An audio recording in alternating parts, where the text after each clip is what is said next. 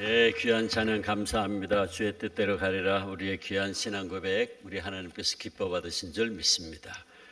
감사합니다. 기도하겠습니다. 아버지 하나님, 또 이 저녁에 우리를 주의 전으로 향하게 하시고 말씀을 듣게 하시니 주님 감사합니다. 성령 하나님, 우리의 찬양 가운데 거하시니 감사합니다.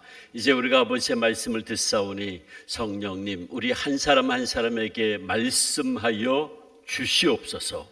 예수님의 이름으로 기도합니다. 아멘. 예, 오늘도 변함없이 우리 찬양팀 찬양 하나님께서 기뻐 받으실 줄 믿고, 또 우리 호산나 찬양대 귀한 찬양을 주님께서 기뻐 받으실 줄 믿습니다. 우리가 잘 알고 있는, 여러분들이 잘 알고 있는 미국의 제35대 대통령이었던 존 F 케네디가 저격당하기 얼마 전에 만찬회에서 행한 인상 깊은 연설이 하나 있습니다. 케네디는 그 연설에서 우리 모두가 개척자 정신을 가지고 살아야 된다라고 하면서 마지막에 이런 말을 했어요. 여러분, 사람은 누구나 역사의 법정 앞에 설 때가 있을 겁니다. 여러분은 바로 그 자리에서 4가지의 질문을 받게 될 겁니다.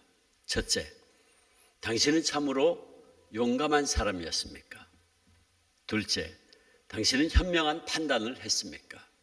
셋째, 당신은 당신의 일에, 맡은 일에 성실을 다했습니까? 넷째, 당신은 하는 일에 전적으로 헌신을 했습니까? 그는 이 연설에서 사람들에게 참으로 용기 있게 살았는지, 아니면 적당히 타협하면서 비겁하게 살지는 않았는지, 또 현명하지 못한 판단으로 인해서 후회스러운 일은 없는지, 내가 맡은 일에 성실을 다했는지, 그리고 그 일에 전적인 희생과 헌신을 했는지 물어보라고 요청했습니다. 한마디로 그는 그 연설에서 우리가 역사의 수레바퀴를 이끌어가는 사명자로 살아야 한다 하는 것을 강조했죠. 근데 정말 역사를 돌이켜보면 하나님께서 이렇게 자신에게 주어진 일이 무엇이든지 간에 그가 처한 상황 속에서 용기 있게, 지혜롭게, 성실하게 희생과 헌신을 다하는 그런 사람들을 통해서 역사를 이끌어 오셨습니다. 자기에게 좋은 일이 힘들고 어렵다고 해서 불평하거나 피하거나 때로는 적당히 타협하면서 살았던 사람들은 결코 하나님의 도구로 쓰임받을 수 없었죠. 여기 오늘 우리에게 주신 하나님 말씀에는 너무나도 척박한 환경에 홀로 남겨진 채 사명을 부여받는 한 믿음의 사람이 있습니다. 그는 바로 디도이죠. 디도는 유대인이 아닌 헬라인이었지만 바울을 통해 복음을 전해 듣고, 또 바울의 믿음의 양육을 통해서 바울이 사랑하는 바울의 믿음의 아들이 되어 있었습니다. 그래서 바울은 디도를 가리켜서 오늘 본문 4절에서 나의 참 아들이다 라고 표현을 하죠.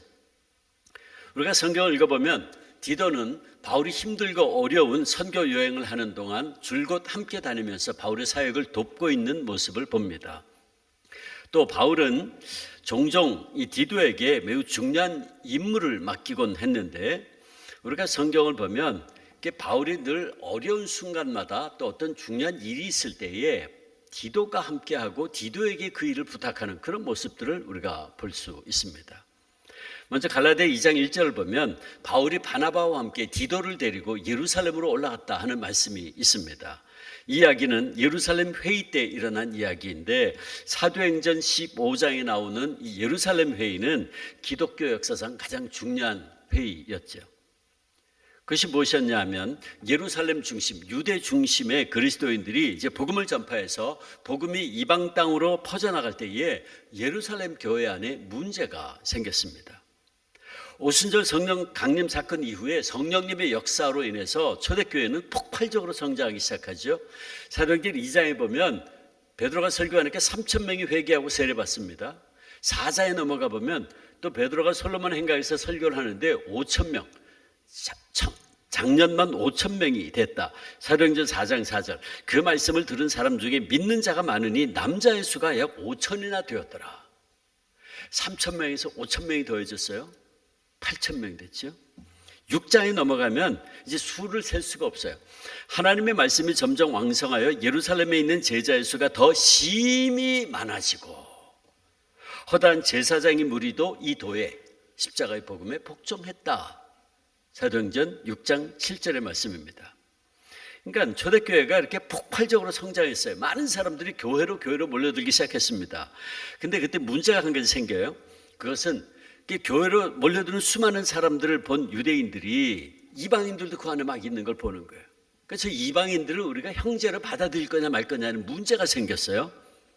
그러니까 유대인들이 보기에 많은 이방인들도 막 교회에 오기 시작하는데 저 이방인들이 율법을 안 지켜요.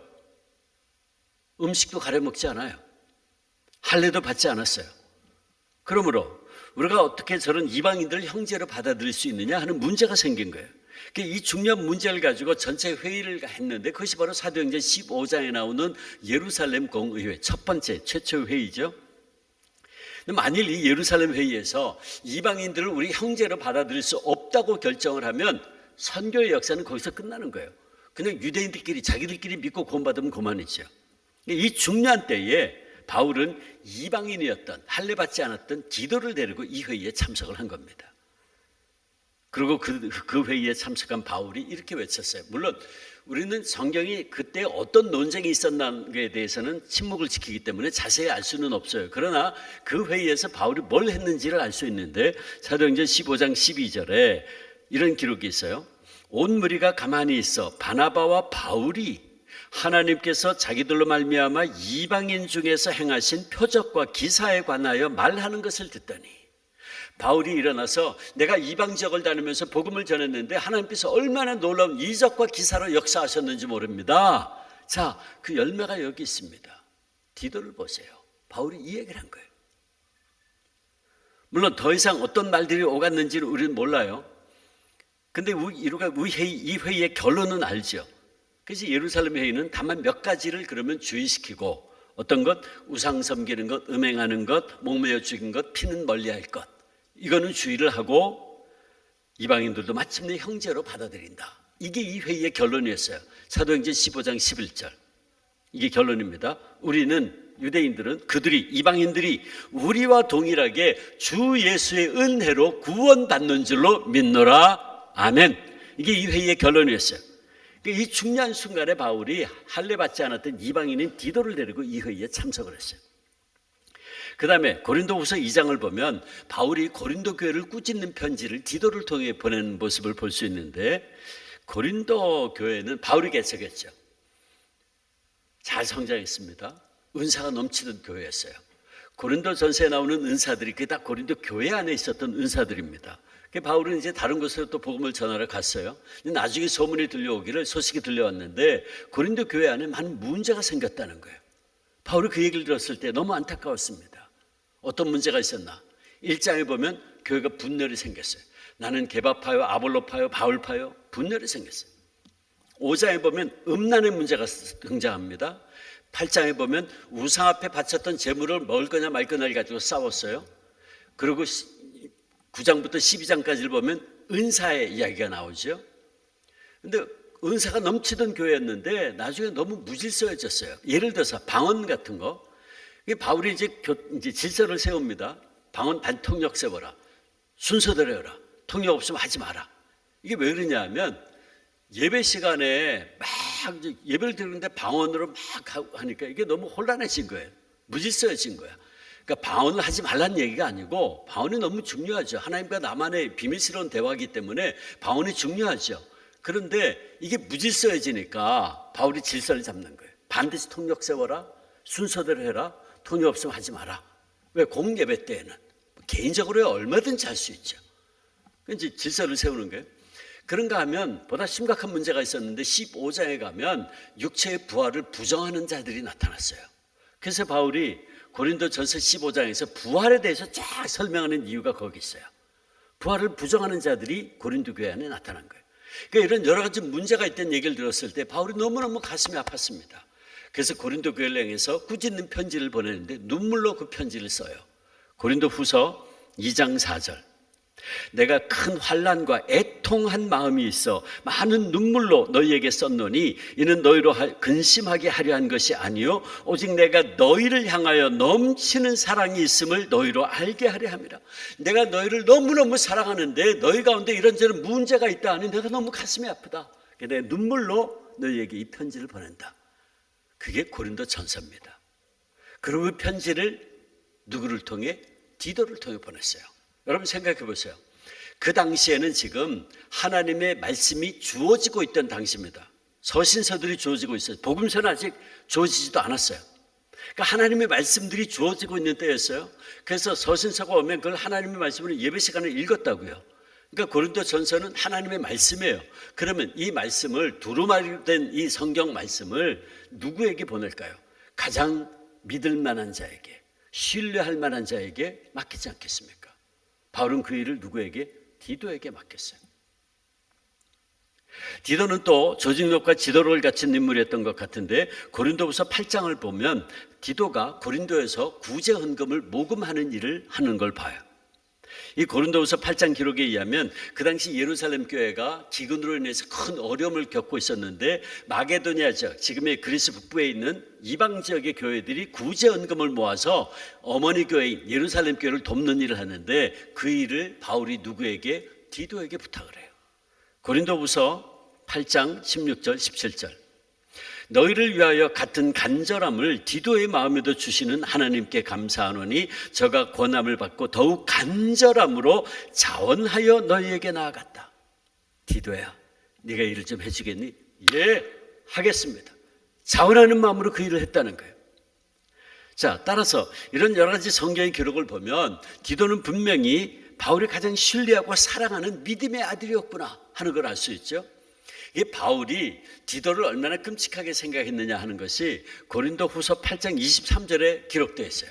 그거 볼까요? 한번 같이 읽어보겠습니다. 자, 고린도 후서 8장 23절 같이 시작.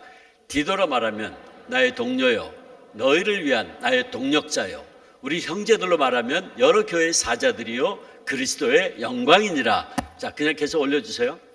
자, 바울이 지금 디도를 가리켜서 나의 동료요, 나의 동력자요, 교회의 사자요, 그리스도의 영광이래요.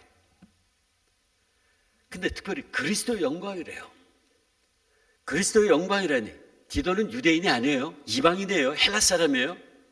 그런데 지금 바울이 디도에게 그리스도의 영광이래. 그리스도의 영광이라는 이 호칭은 예수님의 12 제자들도 받아보지 못한 호칭이에요. 그런데 바울이 디도에게 그리스도의 영광이래요. 여러분, 제가 질문 하나 해볼까요? 이 질문을 맞추는 분에게는 제가 책을 선물로 보내드리겠습니다. 여러분, 신약성경 인물들 가운데 그리스도의 영광이라는 호칭을 받은 사람이 디도 말고 또 있나요? 생각나는 사람 있어요? 너무 어려운가요? 범위를 확 줄여볼까요? 확률은 50%. 자, 신약성경 인물들 가운데 그리스도의 영광이라는 호칭을 받은 사람이 있다. 손 들어보세요. 없다. 용감하게 손 드세요. 예, 한 분, 두 분, 세 분, 네 분, 다섯 분, 여섯 분, 일곱, 여덟, 아홉. 예. 제가 왜 질문할까요? 없으니까. 제가 학교에서 장로신학대학교에서 학생들 2,000명한테 물어보니까 모르더라고요. 모를 수밖에 없으니까. 손 드신 분들, 부끄러워서 이렇게라도 드신 분들, 자기가 알죠? 목사님한테 이야기하세요. 제가 주기철 목사님 책을 보내드리겠습니다. 이야기하세요. 제가 다 보내드리겠습니다. 없어요. 그러니까 바울이 말이에요. 너는 그리스도의 영광이다라고 하는 이 표현 하나를 통해서 보면 바울이 디도를 얼마나 자랑스러운 그런 믿음의 아들이었는지 그걸 알 수 있잖아요. 자, 근데 문제는 그 다음에. 근데 이토록 사랑스럽고 자랑스러운 디도를 그레데라는 것을 보내면서 바울은 그 보낸 이유를 오늘 본문에서 이야기해요.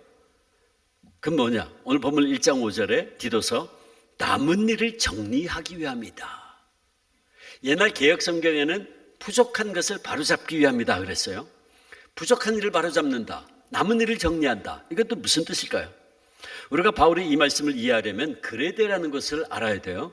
그러면 이 그레데는 어떤 것인가? 오늘 디도서 1장 전부를 읽어야 되는데 사실은 핵심인 4절과 5절만 읽은 거예요. 근데 디도서 1장 전부를 읽어보면 이 그레데가 어떤 곳인가 하는 것을 우리가 알 수 있는데 10절 보시면 그레데는 복종치 않는 자들이 많은 곳이다. 또 헛된 말을 하는 자가 많다. 속이는 자가 많은 곳이다.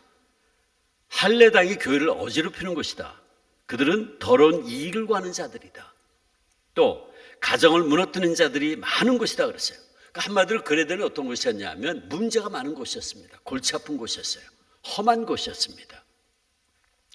기록에 의하면 이 그레데 사람들은 술꾼들이고 무례하고 거만하고 믿을 수 없고 거짓말을 잘하고 탐욕스러운 자들이었다 그랬어요. 헬라 말에 크레티조라는 말이 있어요. 크레티조. 이게 무슨 뜻이냐면 사기친다, 속인다 그런 단어예요. 그러니까 크레데라는 말이 사기친다, 속인다는 말에서 온 거예요. 그러니까 동네 이름이 뭐예요? 사기치는 곳이요. 동네 이름이. 그러니까 그 지역에 얼마나 많은 사기꾼들이 있었으면 동네 이름이, 지역 이름이 사기치는 곳이에요. 여러분, 우리가 어떤 지역에 이름을 붙일 때에 흔히 그 지역에 특색 있는 걸 가지고 이름을 붙이는 경향이 있어요. 왜냐하면 그걸 기억하기 쉽게 하기 위해서 그 지역에 어떤 특색 있는 걸 가지고, 서울에요, 옛날에 차가운 물이 흐르는 곳이 있었던 것 같아요. 냉천동. 큰 바위가 있었나 봐요. 후암동. 바위 암자가 들어가요. KTX 타고 내려가다 보면 세종시역이 세종역이 아니고 오송역이에요. 그 제가 아니 세종시인데 왜 세종역이라고 안 하고 오송역이라고 하냐 했더니 옛날에 거기에 큰 소나무 5그루가 있었대요. 그래서 오송역이야. 그러니까 우리가 어떤 지역에 이름을 붙일 때에는 그 지역에 어떤 특색 있는 걸 가지고 이름을 붙이는 경향이 있어요. 그러면 금방 기억하죠. 그런데 크레데, 사기치는 곳이래. 동네 이름이. 그 지역에 얼마나 많은 사기꾼들이 있었으면 동네 이름이 사기치는 곳이었을까. 그래서 그 이름 하나만 봐도 이 그레데가 얼마나 험한 곳인가 하는 걸 알 수 있죠. 오늘 디도서 1장 12절에도 보면 바울이 이런 얘기를 해요. 옛날 그레데 어떤 선지자가 이런 말을 했는데 그 말이 맞다. 뭐라 그랬나? 그레데 사람들은 항상 거짓말쟁이이고 악한 짐승이고 배만 위하는 게으름뱅이라 하니 이 증언이 참되다. 그 말이 맞다는 거예요. 고대 저술가인 폴리비우스라는 사람이 있었어요. 이 폴리비우스가 그레데 사람들에 대해서 이런 기록을 남겼어요. 그레데는 탐욕과 허세가 그레데 토양에 본래부터 뿌리 내리고 있으므로 그들은 어떤 식으로 수입을 얻든지 상관하지 않는 유일한 백성이에요. 자신의 배를 채우기 위해서 거짓말하고 사기치고 심지어는 남을 해쳐서라도 내 배만 채우면 고만이다라고 말하는 유일한 백성, 이게 그레데 사람들이었대요. 자, 그렇다면 여러분, 이게 그레데의 현실이었다면 바울이 사랑하는 아들 디도에게 말하기를 이렇게 말해야 정상일 것 같아. 어떻게? 디도야, 내가 너를 그 골치 아픈 곳에서 데리고 나온 데는 이유가 있다. 내가 그 문제 많은 곳에서 너를 끄집어낸 데는 이유가 있어. 이렇게 말해야 될 것 같아요. 이게 자식을 사랑하는 부모의 마음이 아닐까요? 제가요 2011년에 일본에서 그 쓰나미, 지진 때문에 쓰나미 몰려와가지고 큰 사건 났죠. 그 원자로도 폭발되고 막 그랬잖아요. 근데 그때 서울 응암동에 있는 한 교회에서 집회를 인도하고 있었는데 그때 수목금 3일 집회를 하고 있었어요. 금요일 날 마지막 날 저녁 식사를 하고 목사님하고 이제 잠깐 와서 집회 전에 목사님 방에서 기다리고 있는데 누군가가 급하게 목사님 방을 막 두드려요. 문을 여니까 그 교회 권사님이에요. 근데 권사님이 목사님 큰일 났어요. 일본에 지진이 나가지고 쓰나미가 몰려오고 지금 난리가 났어요. 그래요? 집회도 중간이었으니까 뭐 뉴스를 볼 시간도 없었고, 근데 지금 뉴스에 나와서 난리 났다는 게 무슨 보라는 거예요. 그래가지고 마침 목사님 방에 TV가 한 대 있어가지고 켜서 보니까 딱 켰는데 그 시커먼 그 흙탕물이 마을을 휩쓸고 지나가는 그 장면이 나오는데 처음에 목사님 보고 저는 그 장면을 딱 보고 이게 무슨 종말에 관한 영화의 장면인가 그랬어요. 근데 TV 뉴스가 그 장면을 반복해서 보여주고 있었던 거예요. 근데 권사님이요 옆에서 발을 동동 구르면서 목사님 어떻게 하면 좋아요? 왜 그러시냐 그랬더니 그 권사님 따님이 그 쓰나미가 휩쓸고 지나간 그 지역에 살고 있대요. 전화도 안 된대. 집 전화도 안 되고 핸드폰도 안 된대. 목사님 어떻게 하면 좋아요? 여러분, 자식이 사지에 있어요. 부모의 마음은 그 자식을 그 사지에서 끄집어내야지. 그게 부모의 마음이지. 근데 지금 바울은 반대로 얘기합니다. 디도야, 내가 너를 그레데에 남겨둔 이유가 있다 그랬어요. 거꾸로 얘기했어요. 옛날 개혁 성경의 번역이 더 저는 마음에 드는데 내가 너를 거기에 떨어뜨려둔 이유가 있다 그랬어요. 떨어뜨려둔 이유가 있다 그렇게 번역했어요. 반대로 번역했어요.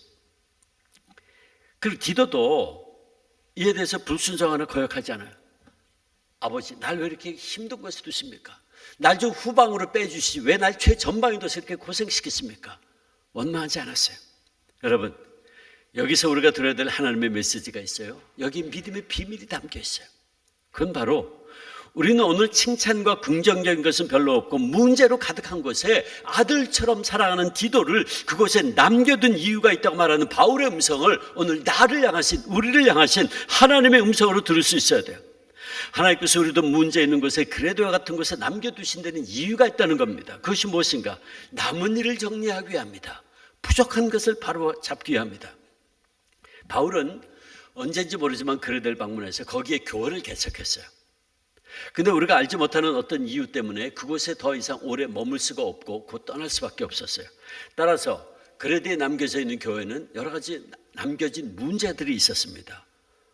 그래서 오늘 본문에서 바울이 남은 일이 있다, 부족한 것이 있다 그렇게 표현한 거예요. 그러면 어떤 문제가 있었나? 디도서 1장을 읽어보면 그 당시 그레도 교회는 세 가지 문제가 있었어요. 첫째는 거짓 교사들, 할례당의 잘못된 가르침의 문제가 있었어요. 할례받아 구원받는다는 14절 보면 유대인의 허탄한 이야기를 전하는 자들이 있었다. 바울은 그들을 가리켜서 14절에 보면 진리를 배반하는 자들이다. 오직 예수 그리스도를 믿음으로 말미암아 구원받는다라는 복음의 진리를 배반하는 할례받아 구원받는다니 그게 무슨 말이야? 진리를 배반하는 자들이다. 거짓 교사들의 문제가 있었어요. 그런가 하면 두 번째, 교회를 계속해서 든든히 세워가는 데서 필요한 기둥 같은 존재들인 장로들, 즉 교회의 리더십을 세워야 하는 문제가 있었어요. 교회를 개척했어요. 곧 떠날 수밖에 없었어요. 아직 리더를 못 세웠어요. 그래서 6절 보면 장로는 누가 돼야 된다. 7절, 8절, 9절 읽어보면 감독, 오늘날 목사는 어떤 사람이 돼야 된다는 것을 자세히 설명하는 이유가 거기 있어요. 아직 리더십을 못 세웠거든요.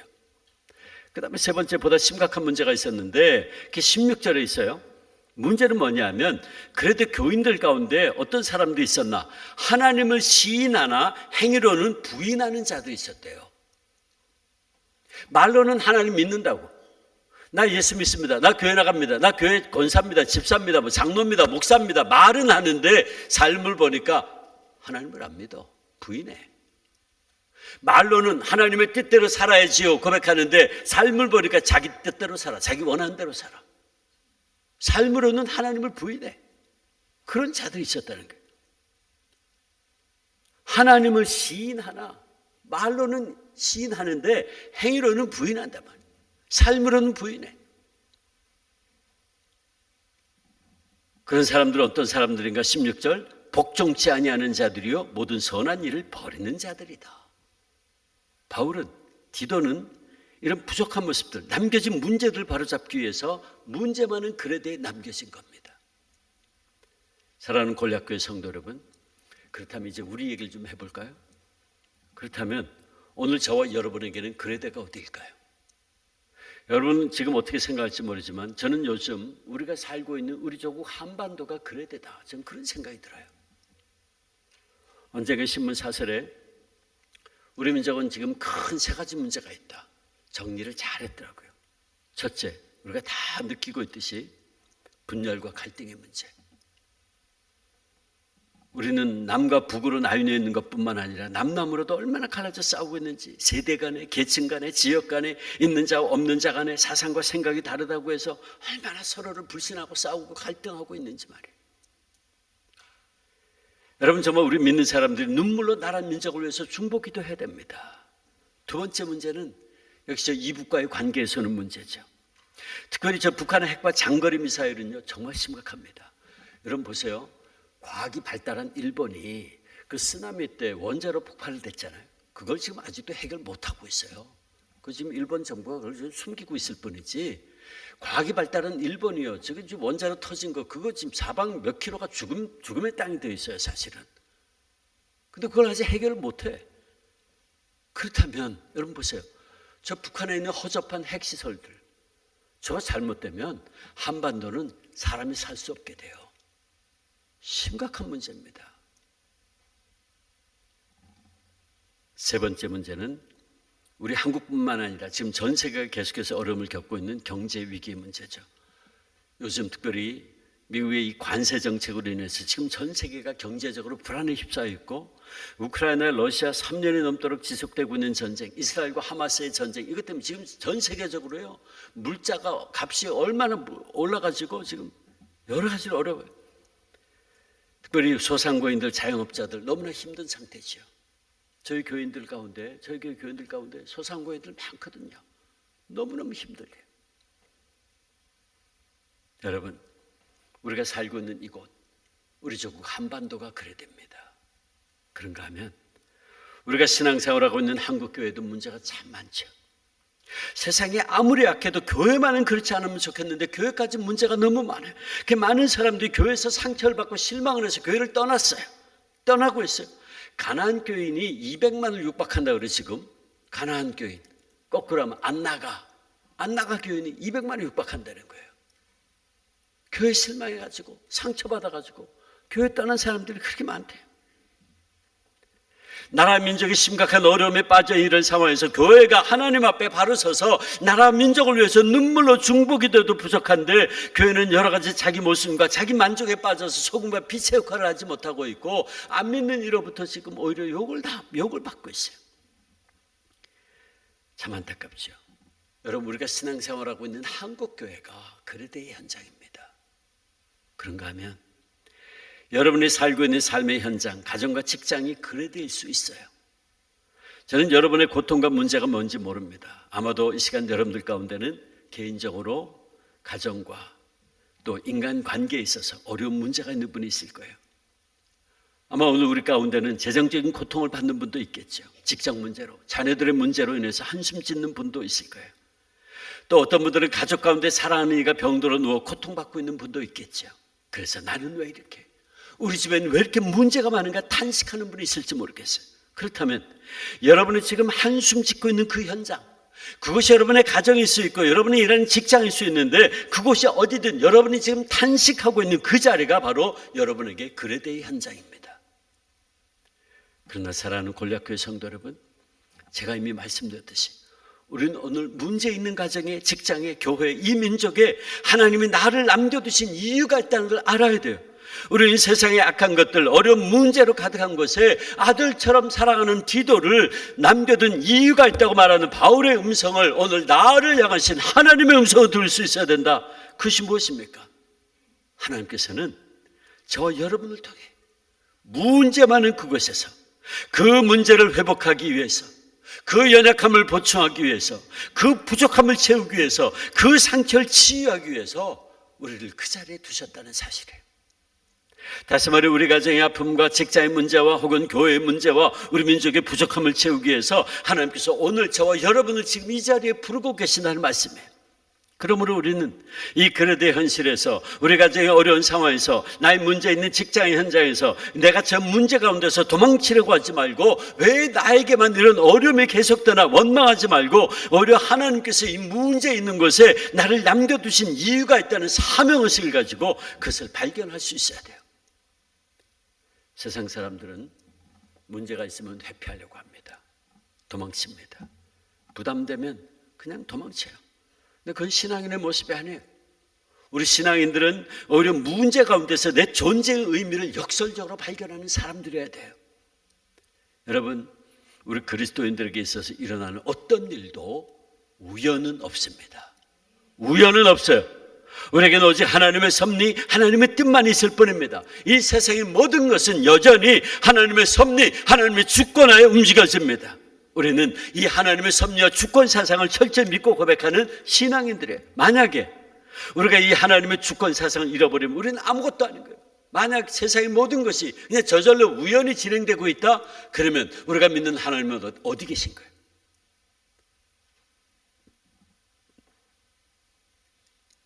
오늘도 하나님은 온 우주 역사 삼라만상을 다스리고 운행하십니다. 우리는 그것을 확실히 믿어요. 그렇다면 우리에게 일어난 어떤 일도 우연은 없어요. 다만 아직 우리가 미처 깨닫지 못할 뿐이지.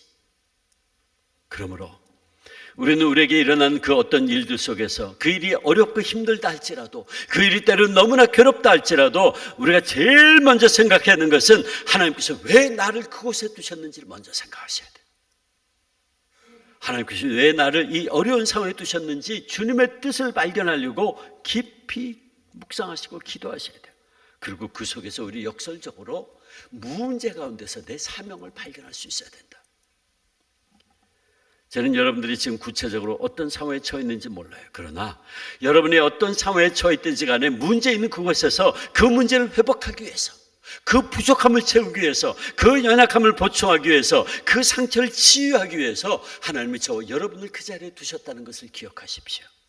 이것이 바로 하나님 부름받은 성도들이 가져야 될 바른 신앙의 자세입니다.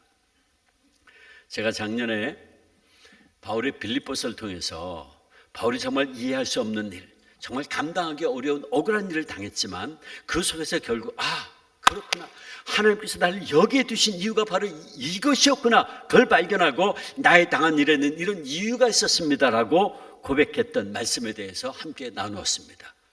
기억하시나요?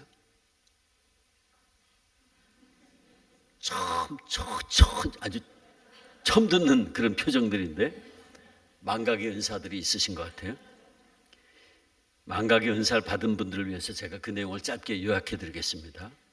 바울이요, 로마의 감옥에서 빌립보 교인들에게 편지를 보내면서 이런 말을 했어요. 빌립보서 1장 12절 보면, 형제들아, 내가 당한 일이 도리어 복음 전파에 진전이 된 줄 너희가 알기를 원한다. 바울의 이 고백은 이해할 수 없는 고난 속에서 하나님의 섭리를 깨달은 귀한 신앙 고백이었어요. 바울은 참 고통스러운 일들을 많이 겪었죠. 근데 그가 당한 그 수많은 일들 가운데서 한 가지 귀한 진리, 즉 나의 당한 일이 오히려 복음의 진보가 되었다는 사실을 깨달았다고 고백합니다. 바울은 그때 무려 4년 동안, 가이사랴에서 2년, 로마의 감옥에서 2년, 4년 동안 감옥에서 쇠사슬로 묶인 채 온갖 고생을 하며 재판을 받았어요.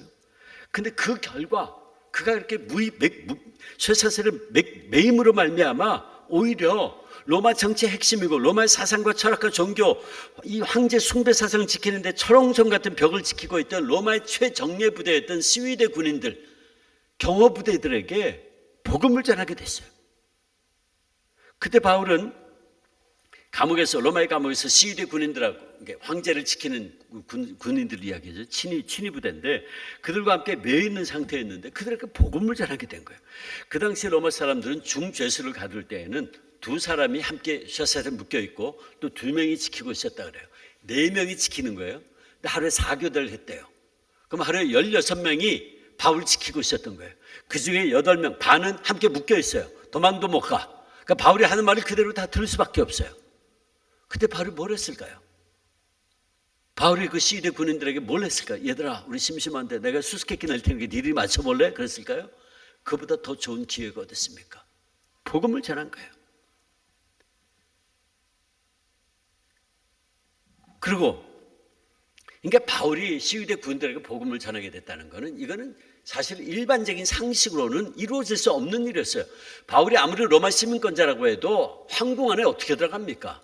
더더군다나 구중궁궐 깊은 곳에 있는 황제를 지키는 시위대 군인들, 그 시위대 군인들을 어떻게 만나요? 만날 수 없습니다. 일반적인 상식으로 생각하면.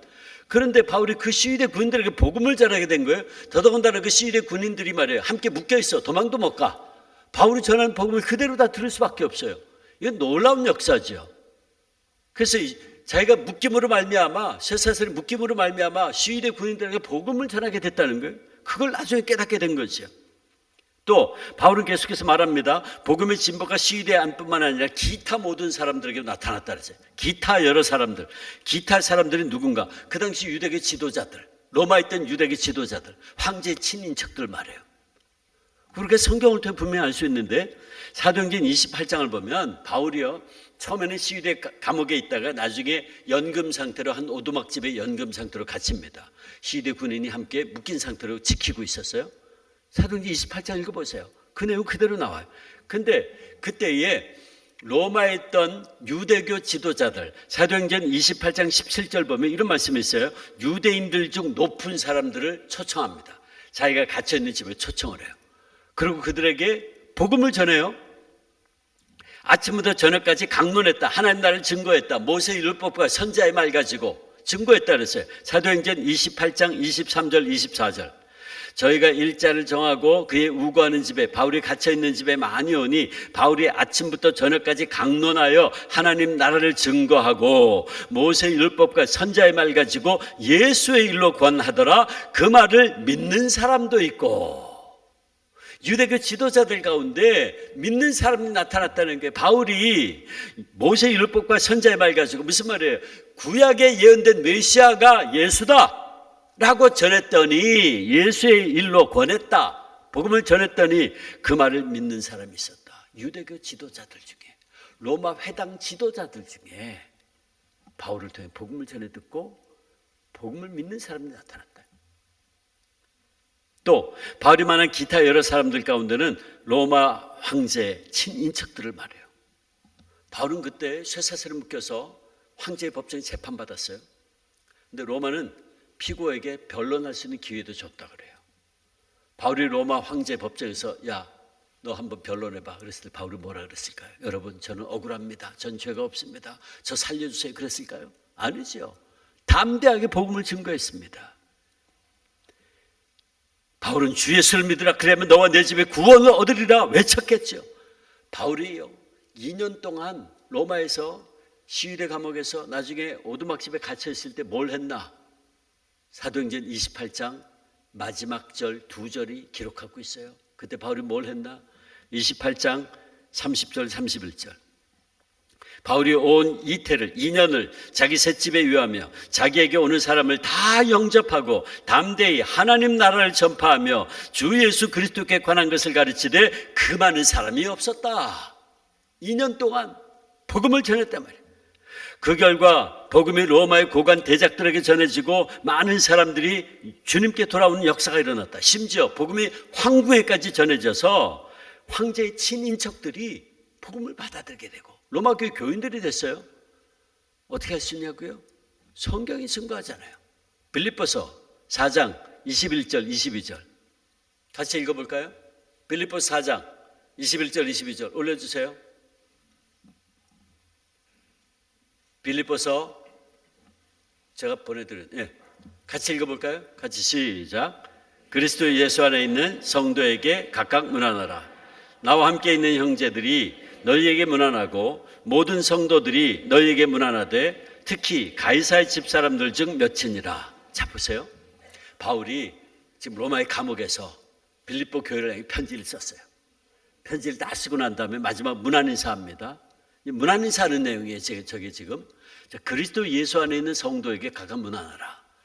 빌립보 교인 여러분들에게 문안한다 그 말이죠. 나와 함께 있는 형제들, 로마 교회 형제들이 너희에게, 빌립보 교인들에게 문안하고 모든 성도들이, 로마 교회 성도들이 너희에게, 빌립보 교회 교인들 여러분들에게 문안하는데 특별히 누가 문안한다고요? 가이사의 집사람들, 가이사, 황제의 집사람들이 빌립보 교인 여러분에게 문안합니다. 무슨 얘기예요? 지금 바울이 로마의 감옥에 갇혀 있을 때에 황제의 친인척들이 로마 교회 성도들이 되어 있어요. 이미. 그래서 그들이 여러분에게 문안합니다. 성경이 말씀하고 있잖아요. 여러분, 그래서 우리가 이 바울의 이 고백을 통해서 가장 중요한 진리를 깨닫는데 그게 뭐예요? 앞에 말씀드린 것처럼 나의 당한 일. 바울이 로마 감옥에 갇혀 있었던 그 일 뒤에 숨어있던 하나님의 놀라운 섭리, 하나님의 뜻이에요. 그게 뭐예요? 쇠사슬의 매임이 결과적으로 복음의 큰 진보를 이루게 되었다는 것이요. 감옥에 있으면서 시위대 군인들과 유대교 지도자들과 로마의 고관들에게 복음을 전하고 황제의 법정에서 담대하게 그리스도를 전하게 되면서 바울이 깨닫는 거예요. 아, 그렇구나. 내가 감옥에서 몇 년을 지나게 된 이유가 바로 여기 있었구나. 하나님 바로 이것 때문에 4년이 넘는 세월을 나로 하여금 감옥에 보내게 하고 그 온갖 고생을 하도록 허락하신 것이었구나. 그거를 바울이 깨닫게 된 거예요. 자기의 고통스러운 환경 뒤에 숨겨져 있었던 하나님의 놀라운 뜻과 섭리를 비로소 그 인생 말년에 깨닫게 되었던 겁니다. 그래서 그를 향해 걱정을 하고 있는 빌립보 교인들에게 바울이 편지를 보낸 거예요. 이렇게 말하고 있는 거예요. 사랑하는 빌립보 교인들이여, 걱정하지 마세요. 내가 지금까지 당한 여러 가지 어려운 일들 가운데는 바로 이런 하나님의 놀라운 섭리가 깃들어 있었습니다. 그 바로 나의 당한 그 일 때문에, 내가 감옥에 갇힌 그 일 때문에 복음의 대로가 활짝 열리게 된 겁니다. 내가 감옥에 갇혀서 쇠사슬의 매임으로 말미암아 오히려 로마의 가장 중심부인 시위대 군인들에게 복음이 전해지고, 로마에 있는 유대교 지도자들과 황제의 친인척들에게 복음의 진전이 이루게 되었습니다. 그 얘기를 하는 것이고, 여러분, 사랑하는 골약교회 성도 여러분, 그렇다면 우리가 이 말씀, 이 귀한 진리에 비추어서 저 여러분의 삶을 한번 다시 돌아볼까요? 아마 오늘 지금 이 자리에 앉아 계신 분들 가운데는 오랜 기간 동안 어려운 환경 가운데 처해서 답답해하고 실망 가운데 있는 분이 있을지 모르겠어요. 도무지 왜 이런 어려움이 계속되는지 이해할 수 없어 안타까워하는 분이 있을지 모르겠어요. 삶의 환경이 사방이 꽉꽉 막힌 감옥처럼 느껴져서 그 답답한 환경과 여건 속에서 속상해하는 분이 있을지 모르겠어요. 병든 부모님 때문에, 자식 문제 때문에 속상해하고, 남편 때문에 아파하고, 일터에서의 불편한 인간관계 때문에 힘들어하는 분이 있을지 모르겠어요. 그러나 여러분, 우리가 다시 한번 이 시간 기억해야 될 것이 있어요. 그것은 바로 우리 어려운 환경과 역경 뒤에 숨어 계신 하나님의 섭리, 하나님의 뜻이에요. 저는 믿기는 우리의 환경과 여건이 아무리 어렵고 절망적이라 할지라도 바울이 감옥에 갇힌 상황을 사용하셔서 오히려 복음의 놀라운 진보가 되게 하신 하나님이 우리와 함께 하신다면 반드시 당신의 때가 되면 합력해서 선을 이루는 역사를 이루어 주실 줄 믿습니다. 그러므로 이제부터 우리는 하나님께서 그레데와 같은 문제 많은 곳에 나를 남겨두신 이유가 있음을 믿음의 눈으로 바라보셔야 돼요. 그리고 그 믿음으로 주어진 현장이 비록 힘들다 할지라도, 때로는 이해할 수 없다고 할지라도, 비록 지금은 왜 나를 이런 어려운 현장에 두시는지 이해가 될 수 없어 안타깝고 억울한 마음이 든다고 할지라도, 우리는 하나님께서 나를 이곳에 두신 것은 반드시 하나님의 뜻과 섭리가 있음을 믿고, 하나님의 때가 되면 반드시 드러나게 될 것임을 믿고, 더 나아가 합력해서 선을 이룰 역사가 이루어질 것을 믿는 믿음으로 승리할 수 있어야 될 겁니다. 인내할 수 있어야 돼요. 하나님께서 나를 고통스러운 곳에, 문제 많은 곳에 두신 이유가 있음을 믿음의 눈으로 바라보고 그 온갖 종류의 고통과 시련을 견디고 승리하신 분이 있어요. 주기철 목사님. 제가 지금부터 그래서 또 제 할아버님 이야기를 좀 하려고 합니다. 저는 요즘 목사님 생각할 때마다 그는 실로 문제 많은 그레데에 남겨진 디도와 같은 분이었다는 생각이 들어요. 일제 형사들은 하루가 멀다고 목사님에게 매질을 가했고, 매질이 지루해지면 가로지른 강목에다가 발목을 묶어서 매달아 놓고 채찍으로 쳤다 그래요. 전기 고문에 손톱 발톱을 대나무 바늘로 후벼 파고 별짓을 다 했어요. 한 번은 일제가 목사님을요 거꾸로 매달아 놓고 망치로 발바닥을 한없이 두들겼다 그래요.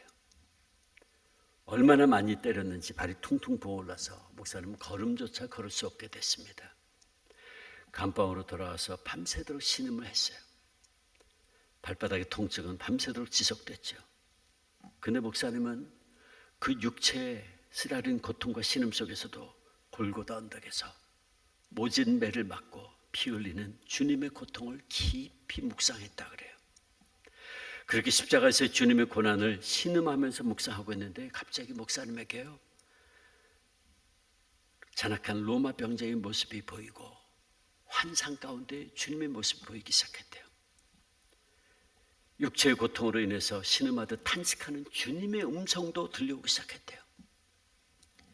육체에 조여드는 그 아픔과 고통을 견디질 못해 비틀거리며 신음을 토해내는 주님의 음성이 귀에 들려오기 시작했대요. 그리고 한 발자국, 두 발자국 주님께서 걸어가신 그 자국자국마다 뜨거운 눈물, 붉은 피가 가득히 고이는 것이 목사님의 눈에 환상 가운데 보이기 시작했대요.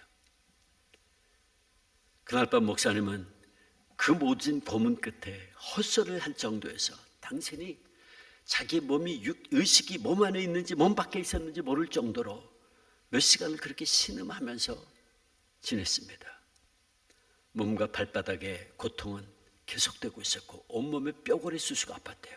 그런데요, 그 자신이 그렇게 고통 가운데 있는데 목사님 환상 가운데 예수님이 골고다 언덕에서의 그 처절한 모습을 보았고 예수님 신음소리를 들었다는 거예요. 그렇게 보이고 들려왔대요. 그때 목사님이 고백하시기를, 주님이 가신 이 길인데 내가 어찌 못 가겠습니까? 베드로는 거꾸로도 갔다는데 이 비천한 종 주님 따라가겠습니다. 그렇게 토하듯이 고백을 했대요. 나중에 그날 밤에 보았던 그 환상을 생각하면서 목사님이 고백한 시가 있는데, 글이 있는데, 영문 밖의 길이라는 글이에요. 이게 우리 찬송가 158장에 서쪽 하늘 붉은 노을이라는 제목으로 그 가사가 실려 있습니다. 그 가사를 여러분들에게 소개하겠습니다. 서쪽 하늘 붉은 노을 영문 밖에 비치느나 연약하온 두 어깨에 십자가를 걸머지고 머리에는 가시관 몸에는 붉은 옷 힘없이 걸어가신 영문 밖의 길이라네. 반주자 키보드 그 하세요. 조그맣게 한 발자국 두 발자국 걸어가는 자욱마다 뜨거운 눈물 붉은 피 가득하게 고였구나. 간악한 유대 병정 포악한 로마 병정 걸음마다 자욱마다 가진 고nak 지셨구나. 눈물 없이 못 가는 길, 피 없이 못 가는 길, 영문 밖의 좁은 길이 골고다의 길이라네. 영생 복락 얻으려면 이 길만은 걸어야 해. 배고파도 올라가고 죽더라도 올라가세.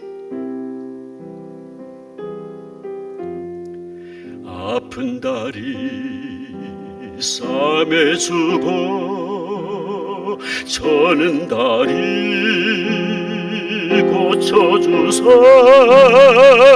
보지 못한 눈을 열어 영생길을 보여주니 질전팔기할지라도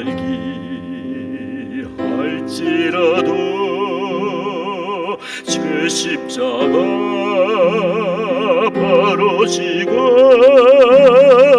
골고다의 높은 거게 나도 가게 하옵소서. 십자가의 고개턱이 제 아무리 어려워도 주님 가신 길이오니 내가 어찌 못 가오랴. 주님 제자 베드로는 거꾸로도 갔사오니 고생이라 못 가오며 죽음이라 못 가오리.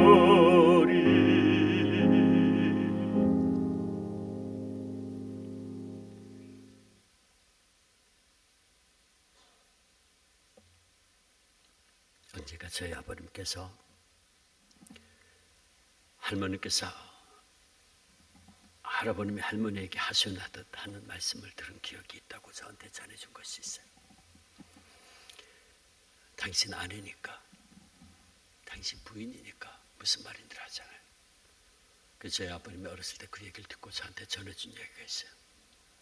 근데 목사님은 그러시더래요. 정말 별의별 고문을 다 당했는데 정말 견디기 힘든 고문이 두 가지가 있다 그러시대요.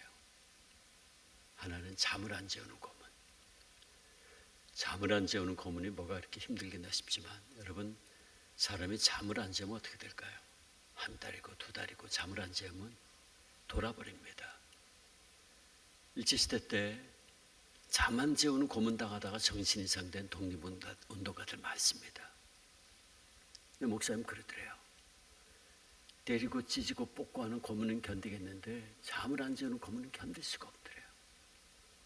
잠을 안 재우니까 나중에는 정신이 흐려지고 목 놓여져가지고 당신도 모르는 사이에 우상 앞에 자라게 될까봐 그게 너무너무 스트레스가 돼가지고 잠 안 재우는 고문이 너무 견디기 힘들었대요.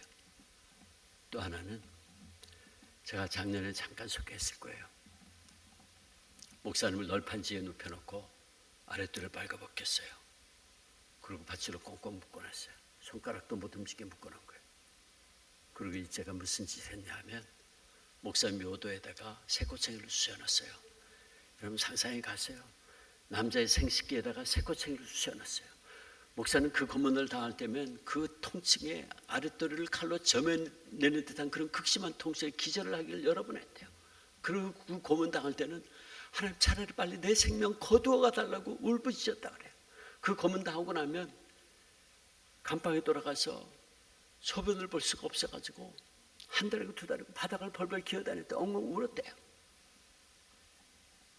그런 고문은 7년간 계속됐는데 특별히 겨울은 견디기 힘든 혹독한 세월이었다고 하죠. 한 번은 할머니 면회 가셔서 소물 넣은 바지 저고를 넣어드렸더니 목사님이 인상을 찌푸리면서 제발 옷 속에 솜 넣지 말라 그러시더래요. 영하 15도 20도 내려가는데 솜이라도 넣은 옷을 입으셔야지. 동상 걸리고 살이 썩고 그러면 죽는데 어떡하려고 그러십니까? 목사님이 이렇게 말씀하셨대요. 내가 일일이 설명을 해야만 알겠소. 내가 입을 열면 엄살이 될 것 같아 말하기가 싫었습니다. 고문이 끝난 뒤에 돌아온 무렵이면 내 옷은 피에 흠뻑 젖습니다. 그 피가 두툼한 솜에 스며들어 마르질 않습니다.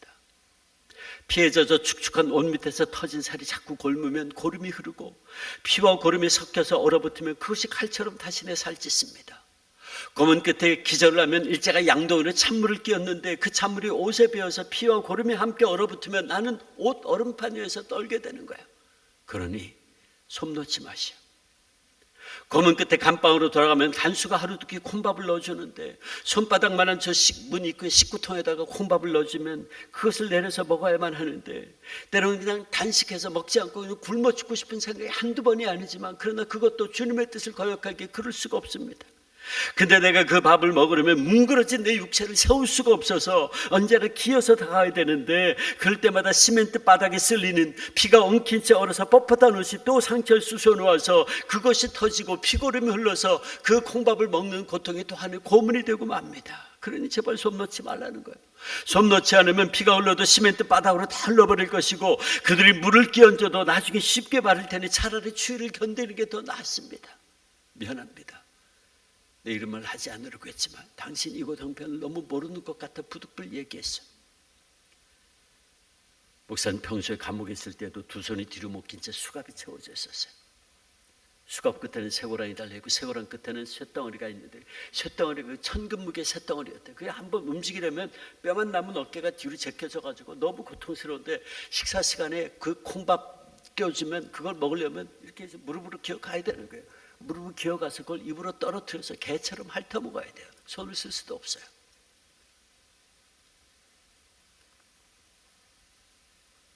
배고픔과 고통 중에 어느 걸 견딜 수 있겠냐고 묻는다면 차라리 내 배고파서 빨리 죽고 싶은 생각이 한두 번이 아니었다는 거죠.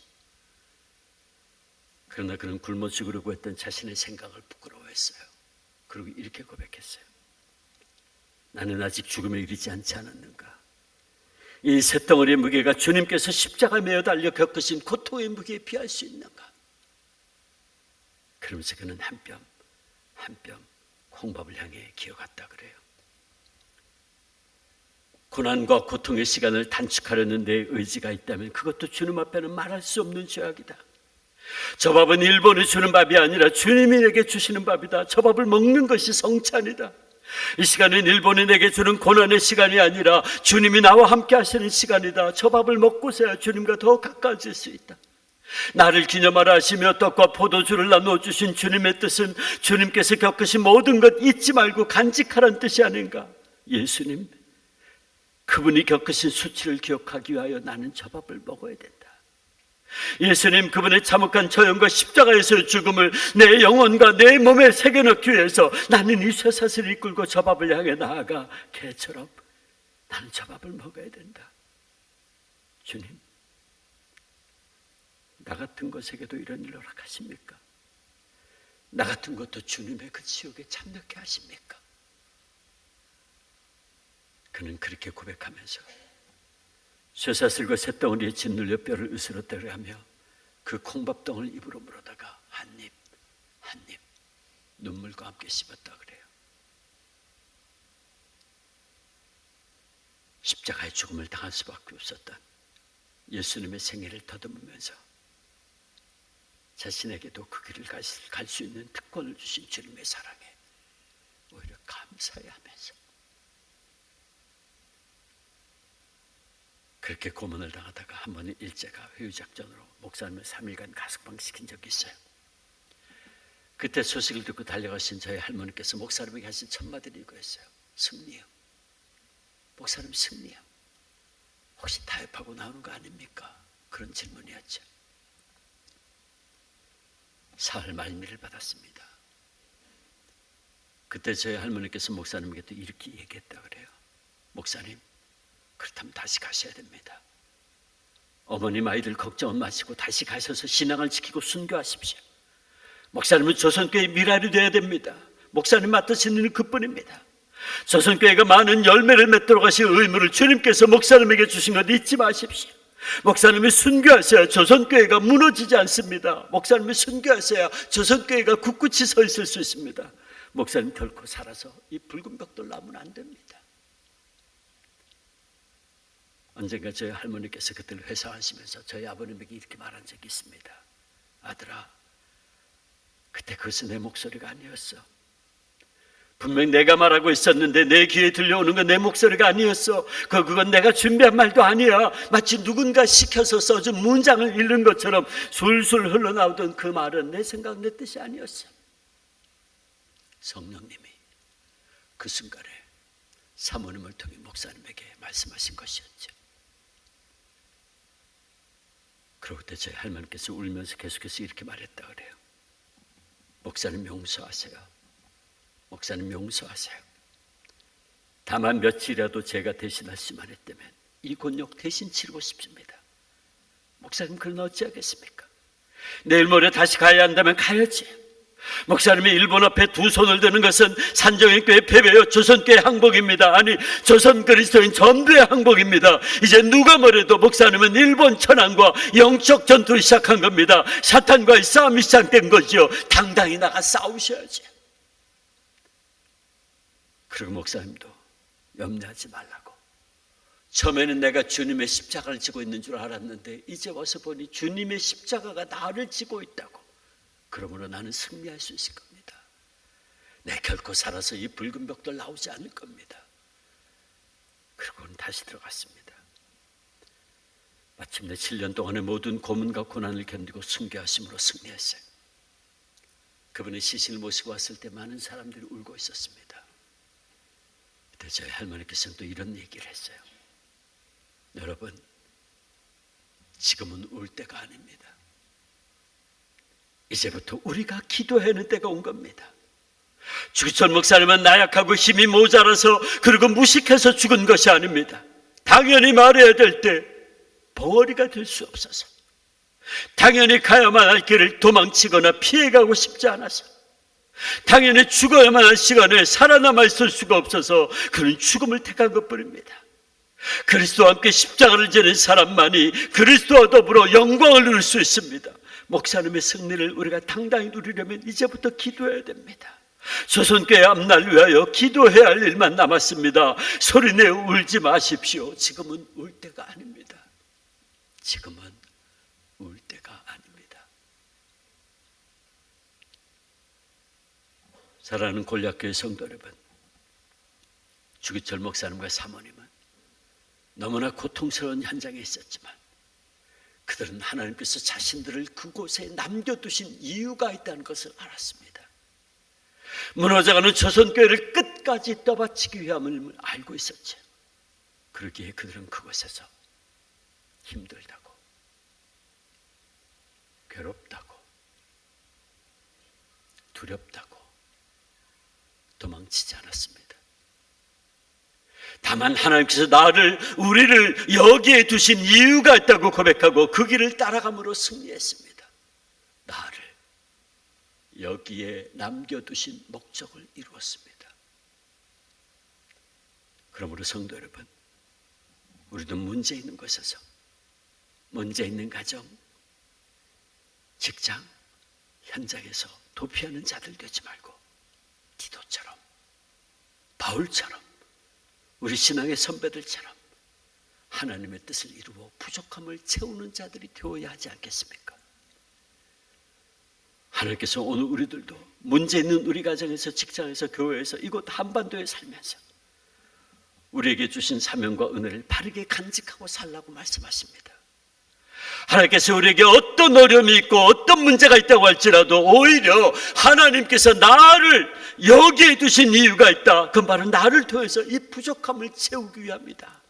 그 사명의식을 가지고 최선을 다하는 사명자의 삶을 살라고 말씀하십니다. 여러분, 이것이 우리를 향하신 하나님의 놀라운 뜻입니다. 그러므로 골리앗교회 성도 여러분, 이제 우리 모두 사명자 되어 부족함을 채우는 자들이 됩시다. 그 결과 모두가 다 힘들다고 아우성치고 있는 이때에 우리 골리앗교회 성도 여러분들이 가는 곳마다 여러분들로 말미암아 부족함이 채워지고 남은 일이 정리되고 상처가 치유되고 회복되는 역사가 있어지기를 축원합니다. 그리고 우리가 그렇게 사명자의 삶을 살아갈 때 우리 주님 저와 여러분에게 이렇게 말씀해 주실 겁니다. 사랑하는 골리앗교회 성도들아, 너희는 나의 동료요, 너희는 나의 동력자요, 너희는 교회의 사자들이요, 너희는 나의 영광이구나. 너희는 나의 영광이구나. 이 정말 귀한 음성, 이 놀라운 음성을 주님으로부터 다 들을 수 있는 우리 골리앗교회 성도님들 다 되시기를 주님의 이름으로 축원합니다. 축원합니다. 기도하겠습니다. 아버지 하나님, 왜 나에게만 그런 문제가 있는지 원망도 했습니다. 왜 우리 집에는 계속해서 이런 어려운 문제가 있는지 이해할 수 없어서 탄식하며 불평했었습니다. 왜 내가 일하는 일터에는 이렇게 힘든지 원망도 많이 했었습니다. 아버지, 그러나 그것이 아님을 이제 알았습니다.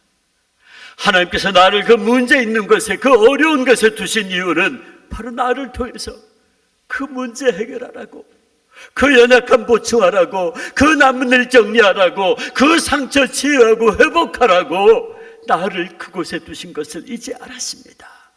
아버지 하나님, 우리 골리앗교회 성도들이 가는 곳마다 이제 이후로 우리로 말미암아 부족함이 채워지고 남은 일이 정리되고 연약함이 회복되고 치유되는 놀라운 역사가 있어지기를 소원합니다. 주님, 그래서 우리가 그 모든 일들 믿음으로 인내로 감당할 때에 우리 주님으로부터 그래, 사랑하는 아들아, 사랑하는 딸들아, 너희는 나의 동료구나, 너희는 나의 동력자구나, 너희는 교회의 사자들이구나, 그래, 너희는 나의 영광이구나, 너희는 나의 영광이구나.